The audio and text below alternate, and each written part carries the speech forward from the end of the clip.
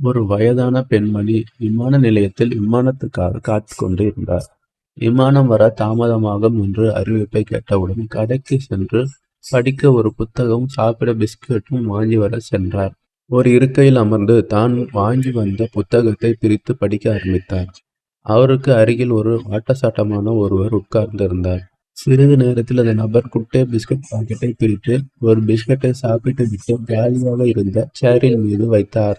அந்த பெண்மணி அவரை பார்த்து முறைத்துவிட்டு ஒரு பிஸ்கட்டை எடுத்து சாப்பிட்டார். அந்த நபர் மறுபடியும் ஒரு பிஸ்கட்டை எடுத்து சாப்பிட்டார். அந்த பெண்மணிக்கு கோபம் வந்து விட்டது. இருந்தாலும் அந்த நபர் உருவத்தை பார்த்துவிட்டு எதுவும் சொல்லாமல் இருவரும் ஒரு பிஸ்கட்டை எடுத்து சாப்பிட்டனர். அந்த முரட்டு மனிதன் மறுபடியும் ஒரு பிஸ்கட் எடுத்து சாப்பிட்டார்.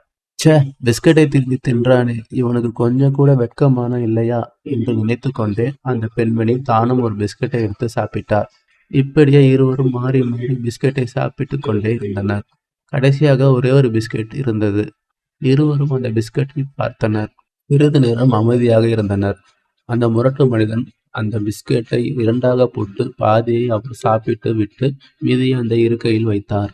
இந்த பெண்மணி மீதி பிஸ்கட்டை சாப்பிட்டு விட்டு விமானம் ஏற கிளம்பிவிட்டார். விமானத்தில் ஏறி அமர்ந்தவுடன், என்ன மோசமான மனிதன்! பிஸ்கட் வேண்டும் என்றால் கேட்டு வாங்கி சாப்பிட வேண்டியதுதானே, இப்படியா திருடி தின்பது? உலகத்தில் இப்படியும் சில ஜென்மங்கள் இருக்கத்தான் செய்கின்றன என்று நினைத்து கொண்டே தண்ணீர் குடிப்பதற்கு பையில் கையை விட்டார். அவருக்கு ஒரே ஆச்சரியம். ஒரு கடையில் வாங்கிய பிஸ்கட் பாக்கெட் பையில் அப்படியே இருந்தது. அப்படின்னா நான் இவ்வளவு நேரம் அங்க சாப்பிட்ட பிஸ்கட் அந்த முரட்டு மனிதனுடையதா? நான் தான் பிஸ்கட்டை திருடி சாப்பிட்டேனா என்று சொல்லிக்கொண்டே தன் செயலுக்காக வருந்தினார். இந்த கற்பனை கதையை நமக்கு உணர்த்துவது, எப்போதுமே ஒருவருடைய உருவத்தை வைத்து அவர் குணத்தை நாம் அறிய முடியாது. அவர் நல்லவராகவும் இருக்கலாம், மோசமானவராகவும் இருக்கலாம். ஏன் அவர் நம்மை காட்டிலும் எல்லாவற்றிலும் ஒழுக்கசீலராகவும் உயர்ந்த பண்புடையவராகவும் கூட இருக்கலாம். அடுத்தவரிடம் நாம் அதிர்ச்சி அடைகிற அளவுக்கு பார்க்கிற குறை பெரும்பாலும் நாம் சுமந்து கொண்டிருப்பதுதான்.